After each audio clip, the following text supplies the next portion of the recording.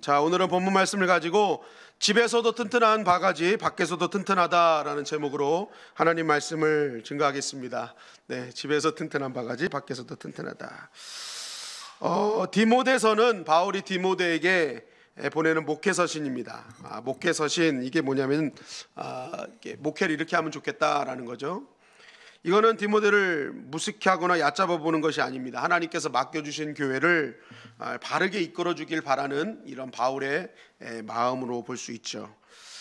그러면서 바울은 목회서신을 통해서 이 가르치는 어떤 범위를 교회 안에서의 그런 범위로만 국한시키지 않고 또 교회 밖에서 우리가 온전한 신앙인으로 어떻게 살아갈 수 있는가, 이 범위를 이렇게 확장시켜요.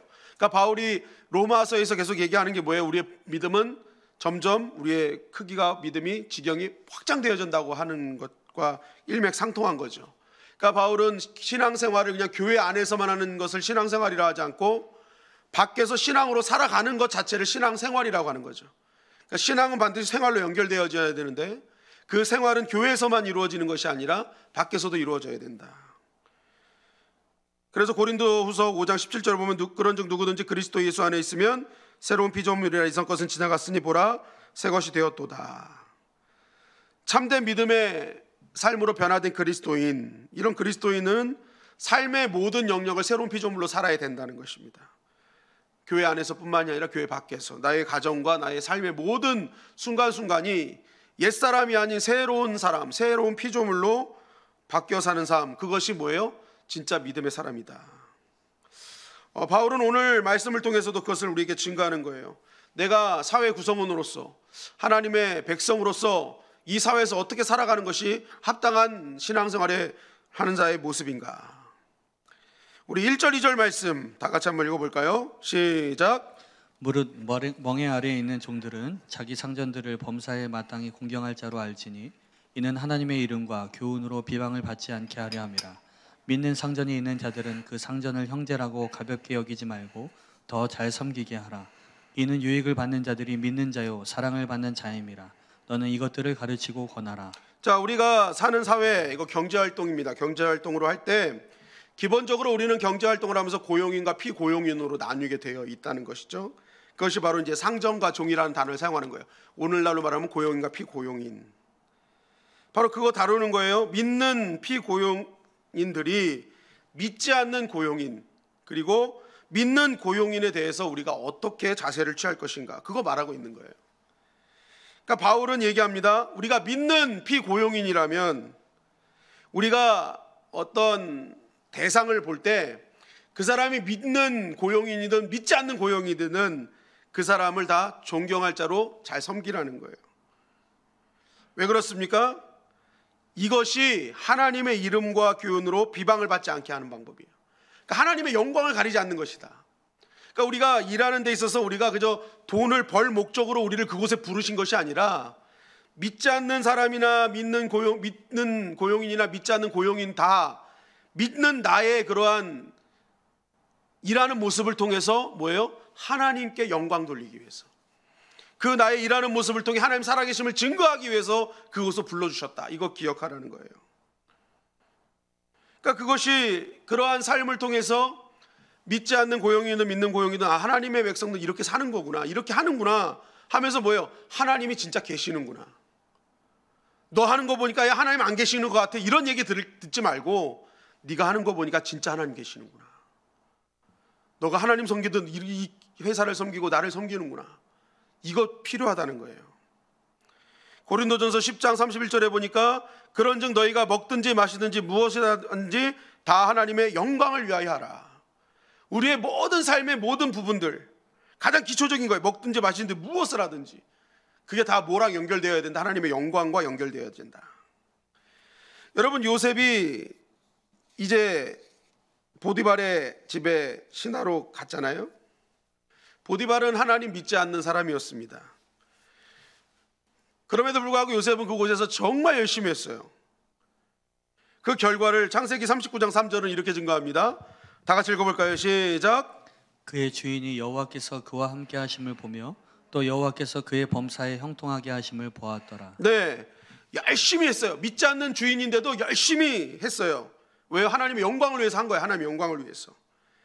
그랬더니 그 주인이 누굽니까? 보디발이 하나님이 요셉과 함께 하심을 눈으로 봐버렸대요. 하나님 한 번도 본 적이 없는 사람이에요. 믿어본 자도 아닌 사람이에요. 그런데 요셉을 통해서 보디발의 눈에 누가 보였어요? 하나님이 보였어요. 야, 요셉이 믿는 하나님 진짜 살아계시는구나. 그것을 결정적으로 믿은 게 뭐예요? 요셉을 다 범사에 형통케 하시는 것을 눈으로 직접 봤어요. 그래서 이것을 본 보디발이 어떻게 합니까? 요셉에게 자신의 부인 외에 모든 것을 다 맡겨버려요. 야, 요셉 같은 사람한테 맡겨야지. 하나님이 함께하는 사람한테 맡겨야지. 저 인생 저렇게 범사에 형통케 하는데 내가 저 사람한테 맡기면 나도 형통해지겠지. 그죠? 야, 믿는 자는 믿을만 하구나. 확신을 준 거예요. 확신. 믿지 않는 자가 하나님을 보게 됐어요. 그러니까 뭐야? 뭐든지 맡겨도 되는구나.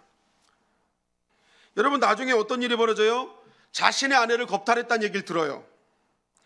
예전에 노예는요, 자기의 주인의 말을 듣지 않으면 직결 처분이 가능했습니다. 그 자리에서 그냥 목 베버리면 끝이에요. 어디서 내 아내를 겁탈해? 하고 그냥 죽이면 끝인데, 요셉을 어떻게 했어요? 왕들의 신하들이 갇히는 감옥으로 보내버렸단 말이에요. 그냥 죽여도 되는 사람을 왜 보냈어요? 보디발은 자신 아내보다 요셉을 믿고 있었어요. 하나님이 함께 하시는 사람, 그동안 내가 봤던 요셉은 그럴 사람이 아니야. 그죠? 여러분, 하나님의 영광을 위해서 살면요, 결정적인 위험한 순간에 하나님이 건져주신다니까요.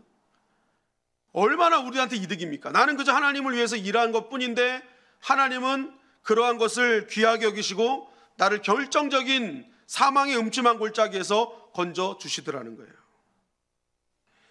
지난번에도 한번 말씀드렸죠. 한국 교회사 초기에 이런 일이 있었잖아요. 경동제일교회 엄영수라는 분이 그 이씨 왕조의 왕손을 모시는 마부였는데, 이 매일매일 전도할 기회를 찾다가 마침 같이 어디를 멀리 갈 수 있는 길이 생겨서 나으리 예수님 믿으시죠? 했어요. 그랬더니 이 왕손이, 야, 너도 예수님 믿냐? 그런 거예요. 예, 제가 한 3년 됐습니다. 제가 예수님 믿으니까 너무 기뻐요. 꼭 예수님 믿으셨으면 좋겠어요. 그랬더니 이 왕손이 빈정거리면서, 야, 예수 잘 믿으면 너 같은 놈이 양반이라도 되냐? 이렇게 물어본 거예요. 그랬더니 이분이 이렇게 얘기합니다. 아이, 나리, 제가 예수 믿는 것은 양반 되기 위해서 예수 믿는 것이 아니라 마부를 더 잘하기 위해서 예수님 믿는 겁니다.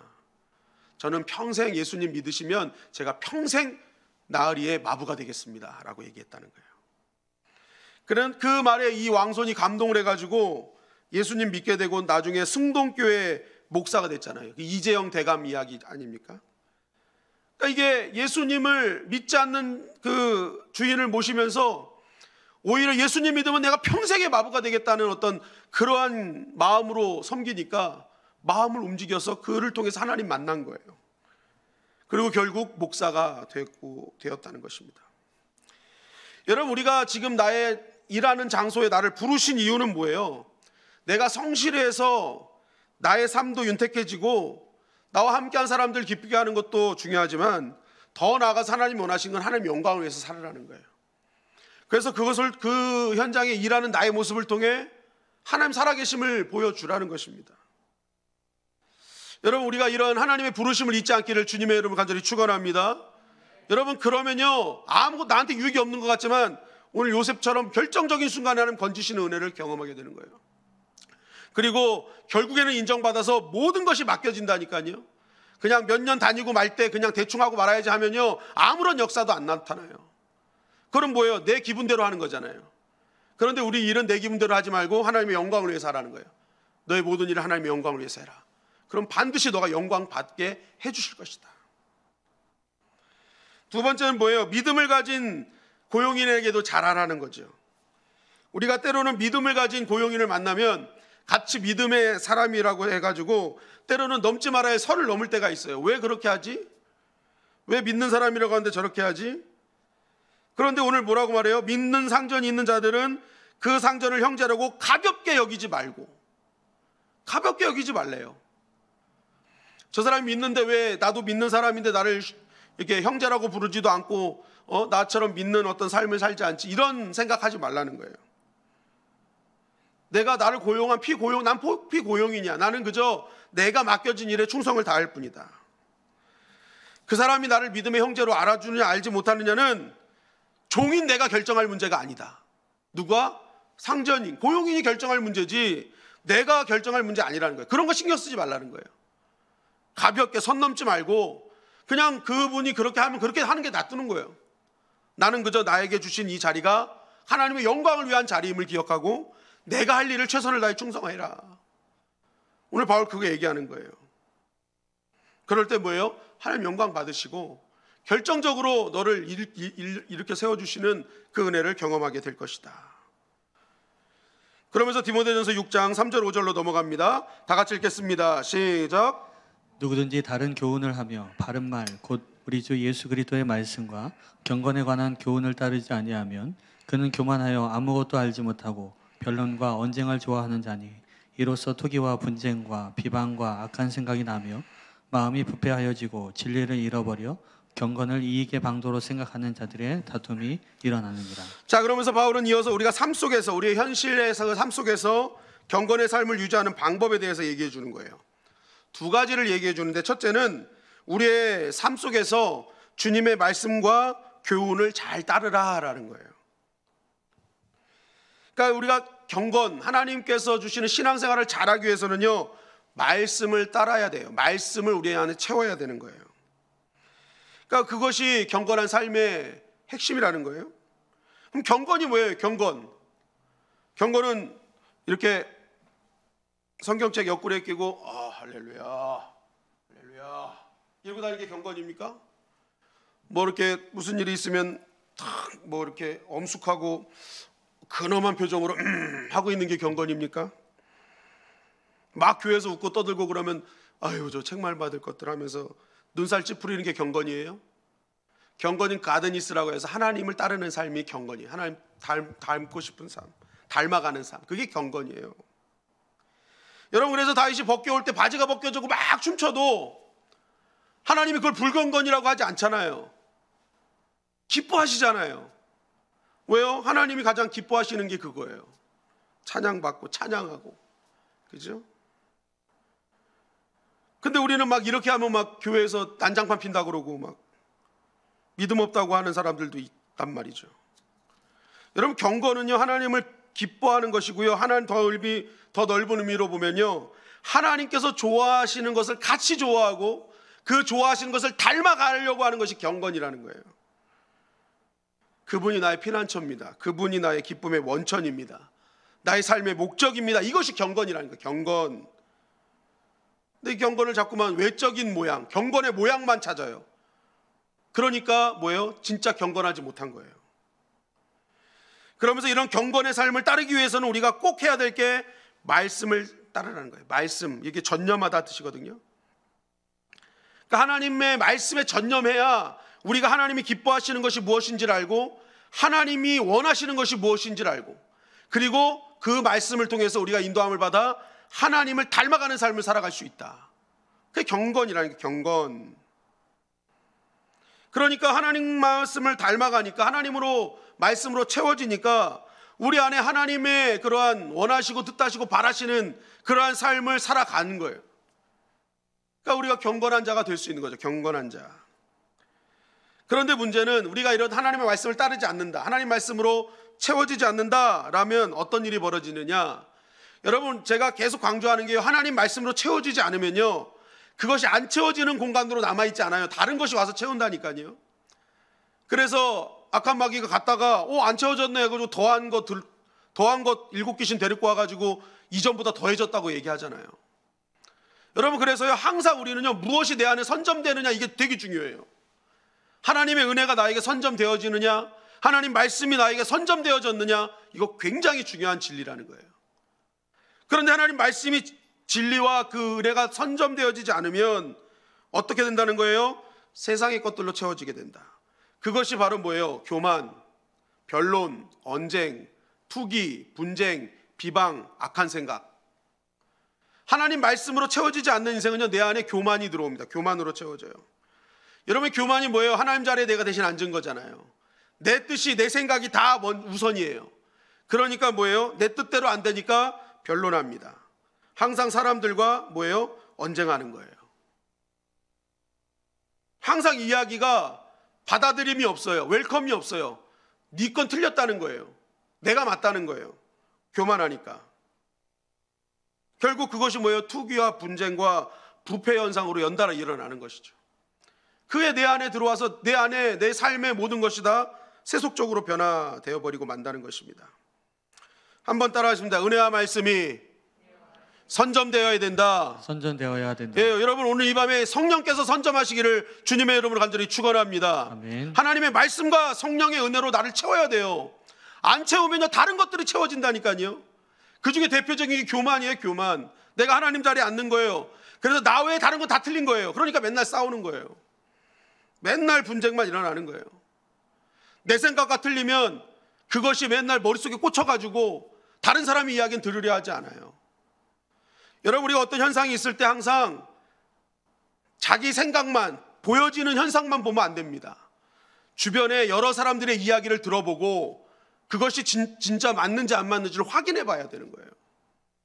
그래서 그 새벽에도 말씀드렸잖아요. 장로들 두세 증인 없으면 함부로 판단하지 말라고. 왜냐하면 그거를 통해서 뭐예요? 영향력과 어떤 그런 영적 능력을 다 떨어뜨려 버리는 거예요. 잘못된 소문 이런 걸 통해서 뭐예요? 그 사람의 영향력을 다 다운시켜 버리는 거예요. 활동하지 못하게 만들어 버리는 거예요. 그래서 교회는요 함부로 누군가를 심판하고 정죄해서는 안 됩니다. 여러 증인이 딱 있고 확실할 때 그때 치리를 하고 권징을 하는 게 맞아요. 근데 그렇지 않을 경우에는 나 혼자만의 생각, 나 혼자만 들었던 것 그걸 가지고 함부로 판단하거나 정죄해서는 절대 안 된다. 근데 교만하면 그게 안 되는 거예요. 내 생각만 맞기 때문에 분쟁하게 되고 변론하게 되고 항상 문제가 생기게 되는 것입니다. 근데 왜 교만해져요? 내 안에 말씀이 선점되지 않았기 때문에 그래요. 하나님이 내 안에 채워지지 않았기 때문에. 여러분 오늘 이 밤이 하나님의 말씀으로 채워지기를 주님의 이름 간절히 축원합니다. 그러면서 디모데전서 6장 6절부터 8절은 또 이렇게 증거하죠. 시작. 그러나 자족하는 마음이 있으면 경건은 큰 이익이 되느니라. 우리가 세상에 아무것도 가지고 온 것이 없음에 또한 아무것도 가지고 가지 못하리니 우리가 먹을 것과 입을 것이 있은즉 족한 줄로 알 것이니라. 자, 우리가 또한 세상 가운데 경건한 삶을 살기 위해서 제일 필요한 게 자족이래요. 자족을 경건이랑 연결시키고 있어요. 그러니까 이 내가 만족하며 사는 것, 자족하며 사는 것은요 굉장히 경건한 생활이에요. 굉장한 믿음 생활이라는 거예요. 그럼 왜 이 자족하는 것이 경건인가? 그 말이 왜 그 이유가 되는지 7절 얘기하죠.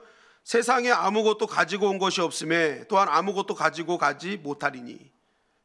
이게 6자로 뭐예요? 공수래 공수거. 그죠? 그 말이잖아요. 아무것도 가지고 온 것도 없고 갈 때도 빈손으로 간다. 그럼 한번 보세요. 여러분 태어날 때 뭐 갖고 태어난 사람 있어요? 모르겠어요. 탯줄은 붙잡고 나왔을 수도 있어. 탯줄은 가지고 나왔을 수 있는데 뭐 특별히 뱃속에 나오면서 가지고 나온 사람 아무도 없을 거예요. 자, 그거 얘기하는 거예요. 자, 너희들 나올 때 아무것도 갖고 나오지 않았잖아. 오늘 바울이 그 얘기하는 거예요. 그러면 지금 너희들 먹고 있어? 안 먹고 있어? 먹고 있다. 입고 있어? 안 입고 있어? 입고 있다. 그러면 따지고 보면 이미 본전보다 넘어선 거 아니니? 그러는 거예요. 아무것도 안 갖고 나왔는데 지금 너희들 입을 것도 입고 먹을 것도 먹고 있잖아. 더 받은 거 확실하잖아.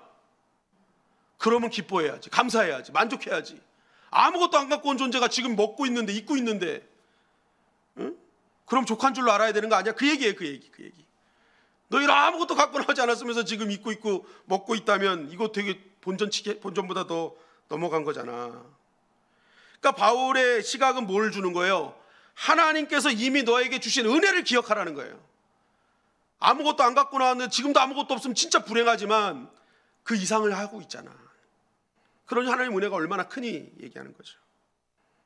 빈손으로 왔는데 이렇게 주셨네. 내가 먹고 있네. 내가 입고 있네. 그 하나님 은혜 그 생각하니까 뭐예요? 내가 자족할 수 있다는 거예요. 그러니까 경건한 거예요. 하나님 은혜를 생각하니까 경건한 거예요. 나에게 주신 그것을 생각하니까 경건한 삶인 거예요. 여러분, 우리가 기억해야 할 것은 사람은요, 동물들과 같이 흙으로 만들었지만 결정적으로 다른 차이가 생명이 있어요. 생명.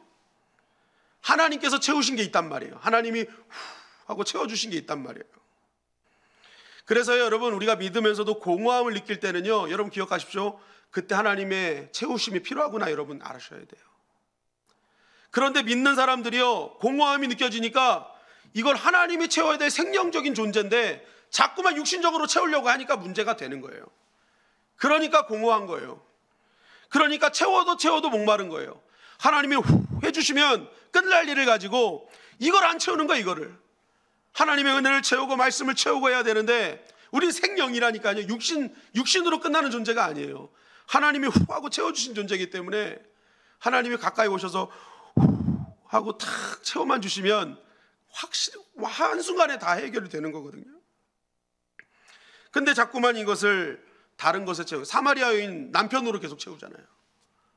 처음에 뭐 공부 잘하는 남자였으면 좋겠는데 맨날 따지기만 하고, 그러니까 운동 잘하는 남자 찾아야겠네. 운동 잘하는 남자 찾으니까 맨날 주먹으로 때리기나 하고, 그리고 맨날 이렇게 좋은 남자 찾다 결국 채우지 못하니까 예수님이 뭐라 하세요? 그거 아시니까 내가 주는 물을 마시는 자는 영원히 목마르지 아니할 것이다. 사마리아 여인이 진짜 채워야 될 것이 무엇인지 알려주신 거예요. 그거 남자로 채우는 거, 세상으로 채우는 거 아니다. 너에게는 진짜 채워야 될 분량이 있는데 그것이 바로 영원한 생명수, 하나님의 은혜다라는 거죠. 여러분, 혹시 나의 삶에 지금 공허함이 느껴지십니까? 지금 하나님의 채움이 필요할 때인 것입니다. 여러분, 오늘도 하나님의 은혜로 채우는 밤이 되기를 주님의 이름 간절히 축원합니다. 아무것도 없는 나를 여기까지 인도하신 하나님의 은혜, 내가 먹고 살 수 있고 입고 살 수 있는 것, 이거 하나님께서 주신 거라는 거예요. 여러분, 자족해라 하는 것은 자족하라고 제가 선포해서 자족할 수 있는 게 아니고요, 오늘 이 시간 하나님으로 채워지면 자족할 수 있어요. 하나님의 은혜로 채워지면 만족되는 밤이 되는 것입니다. 그러면서 바울은 9절 10절을 통해 또 이렇게 증거하죠. 다 같이 한번 읽어볼까요? 시작. 부하려 하는 자들은 시험과 올무와 여러 가지 어리석고 해로운 욕심에 떨어지나니 곧 사람으로 파멸과 멸망에 빠지게 하는 것이라. 돈을 사랑함이 일만하게 뿌리가 되나니 이것을 탐내는 자들은 미혹을 받아 믿음에서 떠나 많은 근심으로써 자기를 찔렀도다. 목사님 맞습니다. 자족하고 싶어요. 만족하고 싶어요. 하나님 주신 은혜 기억하고 싶어요. 그런데 그렇게 안 돼요. 왜 그럴까요? 방해하는 것이 있다는 거예요. 방해하는 것. 그 하나님 주신 은혜를 기억하지 못하게 하고 내가 자족하지 못하게 방해하는 게 뭐예요? 부하려는 마음이라는 거예요. 부하려는 마음. 부하려는 자들은, 그죠? 그리고 이것이 뒤로 뭘로 연결돼요? 돈을 사랑하는 자들은. 그러니까 우리가 정말 자족하고 싶은데 우리 안에 그것을 막는 게 있어요. 뭐예요? 부하려는 마음과 돈을 사랑하는 마음이라는 거예요. 여러분, 우리는 신앙생활하면서 때로는 돈 자체를 죄악시하기도 하는데 돈 자체가 악이 아닙니다. 오늘 성경을 잘 보세요. 부하려는 마음, 돈을 사랑하는 그 마음이 죄라는 거예요. 죄.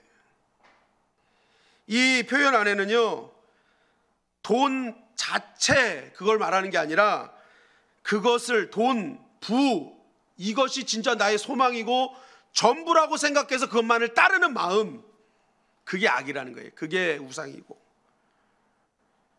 그러니까 하나님보다 돈을 더 하나님처럼 여기는 마음, 그거 버리라는 거예요.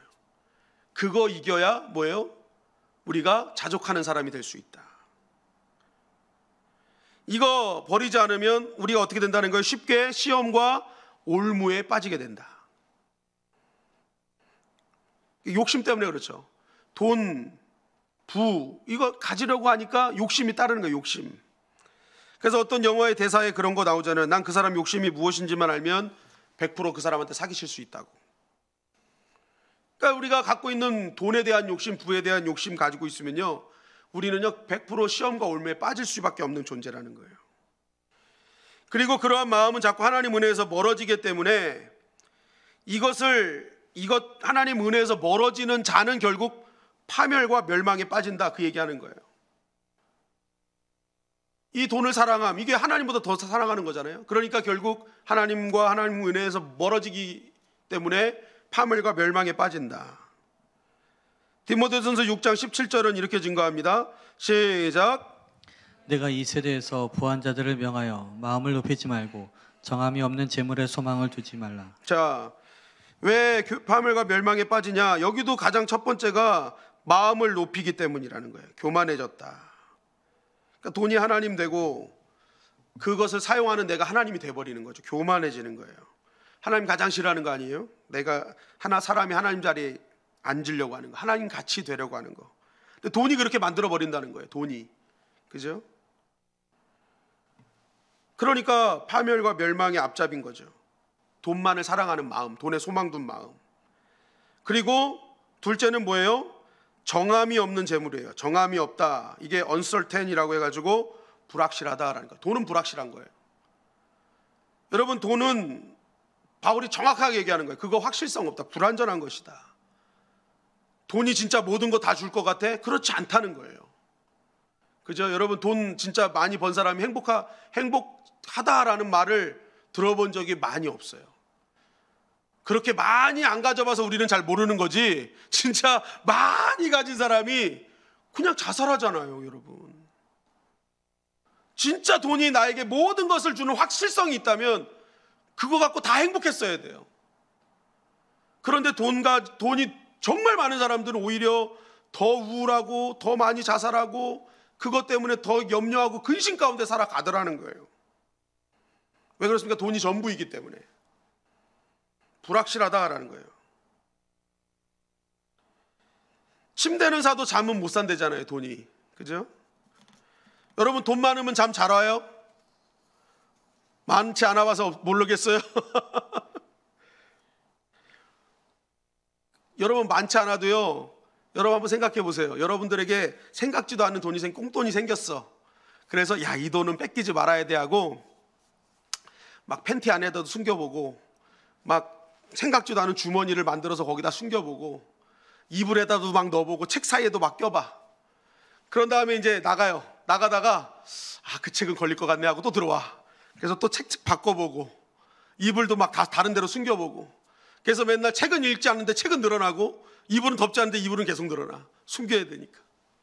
돈이 많지 않아도요, 여러분, 나에게 내 돈, 내가 정말 꽁돈이라고 생각하는 거 조금만 생겨도요, 그거 혹시 없어질까 봐 불안해 사는 게 우리 인생입니다. 그러니까 그 돈 갖고 침대를 사도 잠 못 산다니까요. 맨날 불안하니까, 염려하니까, 빼앗길까 봐, 없어질까 봐. 또 그러죠. 십자가 금목걸이는 사도 십자가 구원은 못 산다. 집은 사도 가족은 못 산다. 시계는 사도 시간은 못 산다. 돈으로 지위는 사도 존경은 못 산다. 약은 사도 건강은 못 산다. 이 돈은요, 다 불확실해요. 불안정하고 할 수 없는 게 너무 많아요. 그런데 우리는 너무 그것만 매달려 사는 거예요. 그거의 전부인 줄 알고. 여러분, 우리가 붙잡아야 될 것은 확실하고 변하지 않는 하나님을 붙잡아야 될 줄 믿습니다. 영원히 변치 않으시는 분이잖아요. 천지창조 때부터. 그 변치 않으시고 확실한 분을 믿어야지 왜 돈이 하나님 자리에 앉아서 그것 매일 염려와 불안 가운데 사냐는 거예요. 결국 그것 때문에 그것만 사랑하다 보면 우리는 언젠간 파멸과 불안한 삶을 살아갈 수밖에 없는데, 결국 이러한 불안한 마음, 염려, 우리가 부하려고 하는 유혹과 이런 자리에서 이길 수 있는 힘이 뭐냐? 그것을 이제 17절, 18절에서 이렇게 증거하는 것입니다. 다 같이 한번 읽어볼까요? 시작. 내가 이 세대에서 부한 자들을 명하여 마음을 높이지 말고 정함이 없는 재물에 소망을 두지 말고 오직 우리에게 모든 것을 후히 주사 누리게 하시는 하나님께 두며 선을 행하고 선한 사업을 많이 하고 나누어 주기를 좋아하며 너그러운 자가 되게 하라. 자, 부와 돈 자체는 나쁜 것이 아님을 알 수 있죠. 하나님이 뭐예요? 우리에게 이 모든 것을 후히 주사 누리게 하신다는 거예요. 여러분, 돈과 부 자체는 악한 게 아니죠. 하나님이 이미 그거 하나님 백성들에게 모든 것을 후히도 주시고 누리게도 해주시겠다는 거예요. 그러니까 이거 자체가 악은 아니에요. 그러나 이것을 이제 이런 부하려는 유혹, 돈을 사랑하는 그 악한 마음에서 우리가 이길 수 있는 방법은 그 재물을 후히 주시고 누리게 하신 그 재물을 하나님의 나라를 위해 사용하는 재물이 되게 해라라는 거예요. 그러니까 이게 돈을 자꾸만 사랑하는 마음, 부를 쫓는 마음의 핵심은 축척이에요. 내가 모아서 뭐예요? 지켜내겠다는 거거든요. 그래가지고 뭐예요? 그것 때문에 맨날 염려하는 거예요. 없어질까봐, 빼앗길까봐. 그런데 이것을 이기는 힘은 하나님 주신 재물을 잘 사용해 나가라는 거예요. 그것이 잘 누리는 자의 모습이라는 거예요. 어차피 못 가져갈 거. 하나님 나라를 위해서 하나님 나라를 축척해야지. 네 나라에 축척해서 창고 아무리 많이 지은다 한들 오늘 하나님이 내 영혼 거둬가시면 그거 어떻게 될 거냐는 거예요. 이 어리석은 부자야 그러잖아요. 그러니까 우리는 지혜로운 부자가 돼야 된다는 거예요. 부자가 되게 하신다니까요, 하나님은. 근데 그것을 지혜롭게 사용해라. 그 핵심이 뭐예요? 선한 사업을 위해 사용하라는 거예요. 선한 사업. 선을 행하고 선한 사업을 많이 하고, 이 선한 사업이 뭡니까? 잘 나누라라는 거예요. 잘 나누라. 베풀고 구제하고, 나에게 주신 것 그 이상을 주셨을 때 항상 하나님 앞에 작은 것이라도 나누고 구제하는 일을 해라라는 거죠. 그럴 때 뭐예요? 재물의 선순환이 이루어진다. 주는 자에게 계속 채워주시는 하나님의 은혜를 경험하게 되는 거죠. 누가복음 6장 38절 말씀입니다. 다 같이 한번 읽어보겠습니다. 시작. 주라, 그리하면 너희에게 줄 것이니 곧 후히 되어 누르고 흔들어 넘치도록 하여 너희에게 안겨주리라. 너희가 헤아리는 그 헤아림으로 너희도 헤아림을 도로 받을 것이니라. 자, 주라. 하나님 주라고 하시잖아요. 주라. 근데 거기서 끝나는 게 아니에요. 그러면 너희에게 내가 줄 거다. 주는데 그냥 주지 않을 거야. 후히 되어 눌러주신대요. 꾹꾹 눌러주신대요. 옛날에 어렸을 때 보면은 쌀집 가면은 이렇게 되라고 있었어요. 아시죠? 아는 분들 있고 모르는 분도 있을 텐데, 돼 이렇게 담아줘. 한 대, 두 대 해가지고 담아주는데, 이게 주인이 좋은 주인은요, 이게 대충 이만큼 해서 이렇게 주는데요, 착한 주인은 누른 다음에 흔들어요. 그러면 밥알이 어떻게 돼요? 탁 쓰면서 더 들어가요. 축축축축축. 그리고 막 더 이렇게 퍼서 주거든요. 그거 얘기하는 거예요. 그냥 꾹꾹 눌러서 흔든 다음에 쏙 들어가면 더 담아서 넘치도록 주겠다. 하나님은 받으려고 생각하지 말고 먼저 줘보라는 거예요. 줘봐라. 그러면 더 줄게. 그거거든요. 하나님 인색한 하나님이 아니다라는 것이죠. 여러분 다윗 보세요. 다윗의 위대함은 바로 이 주라 삶을 실천한 거죠. 도망자 삶, 정말 너무나 힘든 매일매일의 험난한 환경 속에서 결국 모든 것을 다 평정해서 하나님의 은혜로 평탄이 됩니다. 여유가 생겼어요. 많은 사람이 여유가 생기면 관심사는 어디로 바뀌어요? 나로 바뀝니다. 이제 여유가 생겼으니 좀 이제는 쉬어자. 나를 위해 살자. 근데 다윗은요, 그때 관심사도 오직 하나님이에요. 무엇입니까? 나는 백향목궁에 거하는데 하나님은 텐트에 있네? 이라는 거죠. 나는 화려한데 하나님은 초라하네? 라는 거죠. 나에게 지금 주신 것이 백향목궁은 하나님 주신 건데, 하나님 은혜로 채워주신 건데, 나만 이 은혜를 나만 누리면 안 되잖아. 나에게 주신 것 하나님을 위해 써야지 하면서 뭐예요? 성전 짓기를 결단하잖아요. 그러니까 항상 다윗은 뭐예요? 주는 삶이에요. 자신에게 여유가 생겼을 때 뭐예요? 그것을 하나님 나라를 위해 사용되는 그러한 마음으로 나아갑니다. 그러니까 뭘 줘도 무너지지 않는 거예요. 부의 유혹을 이기고 더 부어주신 하나님을 매일매일 체험받는 선순환이 이루어지는 거죠. 그래서 하나님이 그에게 뭐라고 합니까? 너 위대하게 만들어줄게, 평안을 줄게, 자손의 복을 줄게, 집을 세워줄게. 네 가지 복을 팍 부어줘 버리시는 거예요. 여러분, 우리의 삶을 한번 되돌아보면요, 정말 빈손으로 왔는데 받은 게 너무 많아요. 복음을 받았고 구원을 받았고 은혜를 받고 사랑을 받고 축복을 받습니다. 참 받은 게 많아요. 되돌아보면 빼앗긴 것보다 받은 게 더 많습니다. 그 받았으니까 우린 이제 어떻게 해야 돼요?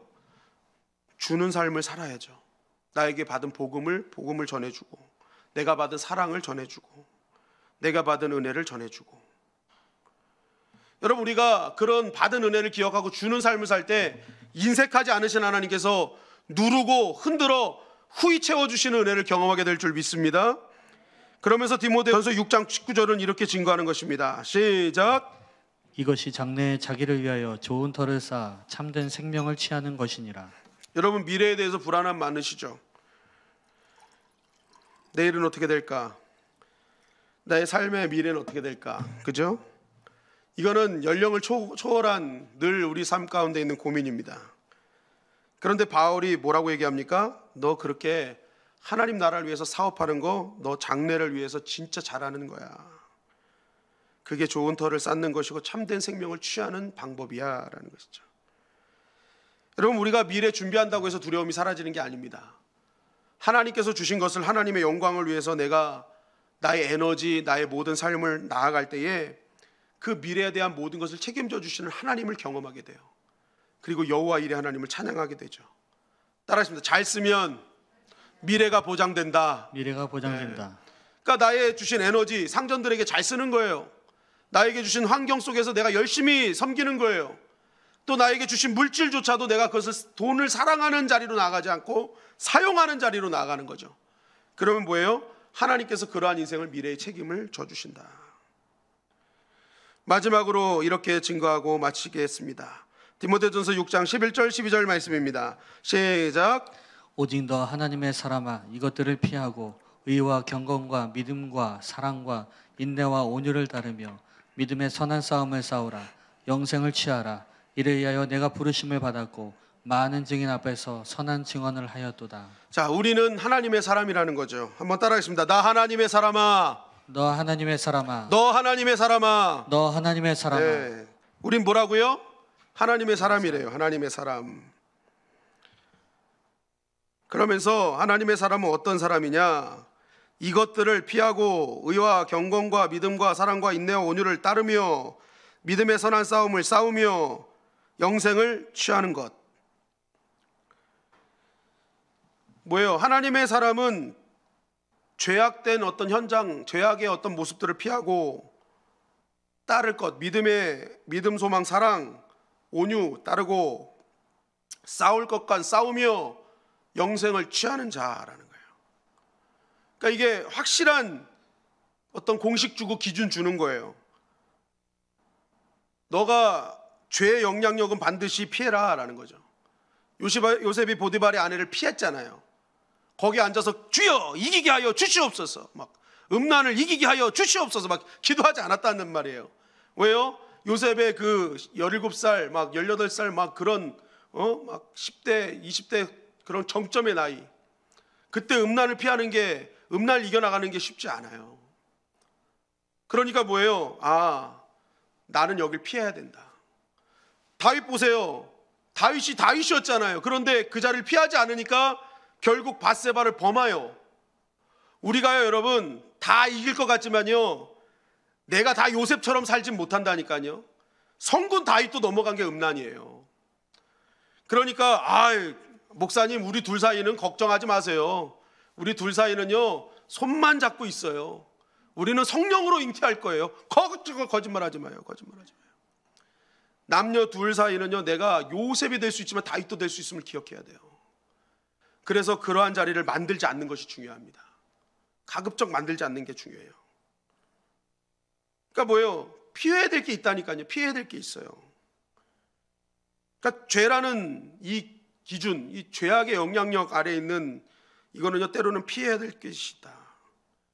그리고 뭐예요? 우리는 그것을 피하되 믿음, 사랑, 인내와 온유를 따르라. 그냥 피하는 것으로 끝나지 말고 따를 것이 있다는 거예요. 믿음, 사랑, 인내, 이거 따르라는 거예요. 인내가 또란 말로 소망입니다. 그래서 성경에 보면 믿음의 역사, 사랑의 수고, 소망의 인내 이렇게 얘기하잖아요. 그러니까 이론으로 따지면 믿음, 소망, 사랑인데 그것을 행함으로 따지면 역사와 수고와 인내라는 거예요.